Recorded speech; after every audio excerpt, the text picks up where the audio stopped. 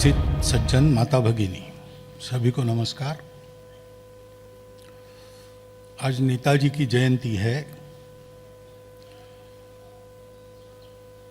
और हम उनका प्रतिवर्ष इस दिन तो स्मरण करते ही हैं। सारे भारत में ऐसे कार्यक्रम होते हैं। इस वर्ष उसका विशेष महत्व इसलिए है कि 75 वर्ष हमारी स्वतंत्रता के पूरे हो गए। जिस स्वतंत्रता के लिए नेताजी घर बार छोड़कर विदेश में गए, सेना बनाकर लड़ाई की अंग्रेजों से, और रहस्यमय स्थिति में उनका मृत्यु हुआ नहीं हुआ पता नहीं, लेकिन अंतर्धान हो गए। पूरा जन्म, पूरा जीवन अपने सुख की चिंता किए बिना देश के लिए समर्पण कर दिया।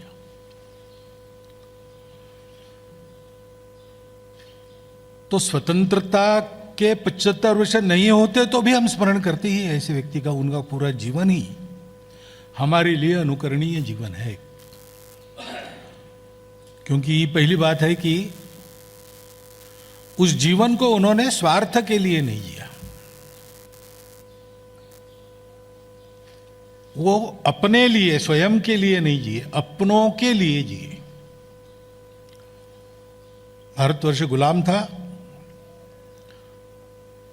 और गुलामी में रहना ये किसी समाज की स्वाभाविक स्थिति नहीं है।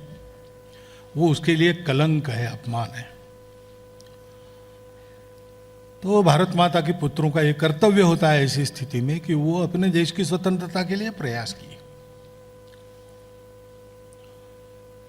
नेताजी ने वैसा किया। पूरे भारतवर्ष की स्वतंत्रता। वैसे नेताजी का परिवार मूल रहने वाला उड़ीसा का था। पढ़ाई लिखाई बंगाल में हुई। कार्य क्षेत्र पूरा भारत रहा और विदेश जाकर अंग्रेजों की सेना में शस्त्र चलाना प्रशिक्षित होकर जो लड़ रहे थे, उनके मन में अपने लोगों के देशभक्ति की ज्वाला उन्होंने जागृत की और उनकी सेना बनाकर अंग्रेजी सत्ता, उस समय महाबलाढ़ सत्ता थी, ऐसा कहते थे अंग्रेजों के साम्राज्य पर सूर्यास्त नहीं होता। इतने एक पराक्रमी और प्रचंड सत्ता को उन्होंने चुनौती दी। केवल दी नहीं, यहां आकर भारत की दहलीज को पार करके स्वतंत्र भारत के सरकार की घोषणा भी उन्होंने की। अब ये सारा करते समय सब भारतवासियों को उन्होंने जोड़ा।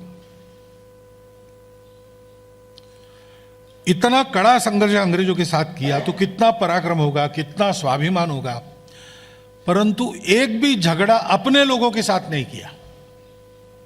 देशभक्ति क्या होती है? पूरे देश के लिए काम करना।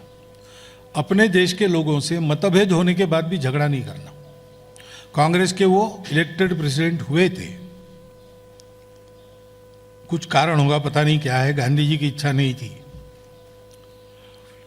और मेजॉरिटी सुभाष बाबू के साथ थी। वो झगड़ा कर सकते थे, उन्होंने नहीं किया, वो विड्रॉ हुए। क्योंकि विदेशी सत्ता के खिलाफ लड़ना है, देश को एक होना चाहिए, एक रहना चाहिए। तेरा मेरा छोटा छोटा स्वार्थ जो है उसको भूलना, अपने स्वार्थ का बलिदान देकर देश के स्वार्थ के लिए, देश के हित के लिए लड़ाई करना। जो सेना उन्होंने बनाई, यहां चित्र लगे हैं, उसमें नाम आप देखेंगे तो आपको ध्यान में आएगा। पूरे भारतवर्ष के लोग उनकी सेना में थे।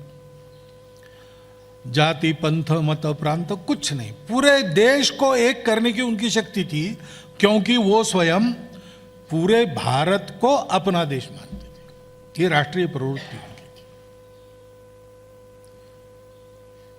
तो देशभक्ति और अपने देश की एकात्मता की स्पष्ट कल्पना और साथ साथ उसके लिए सर्वस्व समर्पण करने की प्रवृत्ति।